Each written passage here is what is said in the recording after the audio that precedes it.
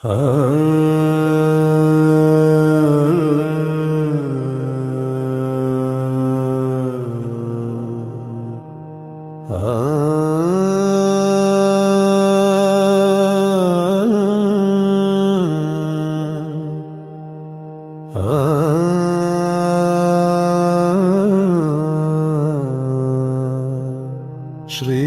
सूर्याष्टकम्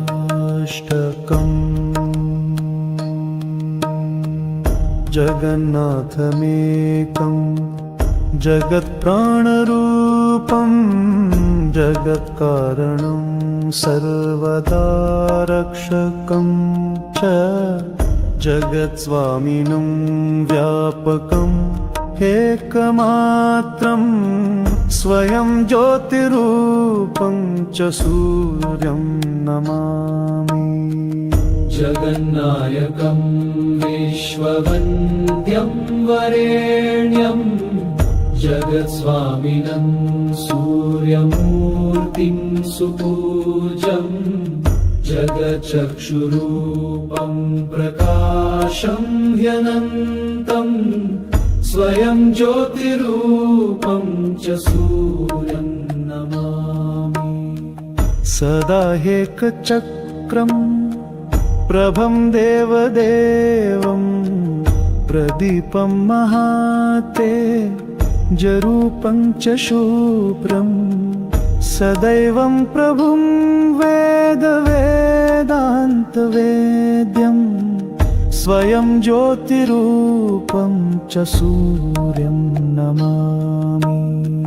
सदा सच्चिदानन्दमेकं परेशं सदा नेत्रयो विद्यमानं स्वरूपं सदा मण्डले ब्रह्मरूपं वरेण्यं स्वयं ज्योतिरूपं च सूर्यं नमामि। निजनिर्गुणं तत्त्वमस्यादिलक्ष्यं सदा निर्मलं सत्यमानन्दमेकं सदाद्यन्तशून्यं च तेजोह्यखण्डं स्वयं ज्योतिरूपं च सूर्यं नमामि। यं रूपकं वेदवेदो स्मरन्ति गच्छन्ति यं मण्डलं तत्त्ववन्तः गायन्ति यं रूपकं सामवेदा स्वयं ज्योतिरूपं च सूर्यं नमामि। चतुर्बाहुकं कुण्डलं रत्नयुक्तं किरीटं तथा रक्तवस्त्रं च सौम्यं सदा वालखिल्यादिभिः स्तुत्यरूपं स्वयं ज्योतिरूपं च सूर्यं नमामि। जगत्सर्जको ब्रह्मरूपस्त्वमेव जगत्पालको विष्णुरूपस्त्वमेव जगन्नाशको रुद्ररूपस्त्वमेव स्वयं ज्योतिरूपं च सूर्यं नमामि। जगन्नाथमेकं जगत्प्राणरूपं जगत्कारणं सर्वदा रक्षकं च जगत्स्वामिनं व्यापकं एकमात्रं स्वयं ज्योतिरूपं च सूर्यं नमामि। जगन्नायकं विश्ववन्द्यं वरेण्यं जगत्स्वामिनं सूर्यमूर्तिं सुपूज्यं जगच्चक्षुरूपं प्रकाशं ह्यनन्तं स्वयं ज्योतिरूपं च सूर्यं नमामि। सदा एकचक्रम् प्रभं देवदेवं प्रदीपं महातेजरूपं च शुभ्रं सदैवं प्रभुं वेदान्तवेद्यं स्वयं ज्योतिरूपं च सूर्यं नमामि सदा सच्चिदानन्दमेकं परेशं सदा नेत्रयो विद्यमानं स्वरूपं सदा मण्डले ब्रह्मरूपं वरेण्यं स्वयं ज्योतिरूपं च सूर्यं नमामि निजनिर्गुणं तत्त्वमस्यादिलक्ष्यं सदा निर्मलं सत्यमानन्दमेकं सदाद्यन्तशून्यं च तेजोह्यखण्डं स्वयं ज्योतिरूपं च सूर्यं नमामि यं रूपकं वेदवेदो स्मरन्ति गच्छन्ति यं मण्डलं तत्त्ववन्तः गायन्ति यं रूपकं सामवेदा स्वयं ज्योतिरूपं च सूर्यं नमामि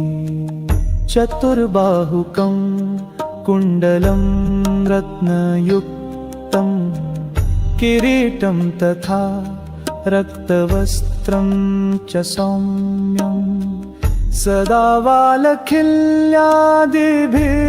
स्तुत्यरूपं स्वयं ज्योतिरूपं च सूर्यं नमामि जगत्सर्जको ब्रह्मरूपस्त्वमेव जगत्पालको विष्णुरूपस्त्वमेव जगन्नाशको रुद्ररूपस्त्वमेव स्वयं ज्योतिरूपं च सूर्यं नमामि जगन्नाथमेकं जगत्प्राणरूपं जगत्कारणं सर्वदा रक्षकं च जगत्स्वामिनं व्यापकम् एकमात्रं स्वयं ज्योतिरूपं च सूर्यं नमामि जगन्नायकं विश्ववन्द्यं वरेण्यं जगत्स्वामिनं सूर्यमूर्तिं सुपूज्यं जगच्चक्षुरूपं प्रकाशं ह्यनन्तं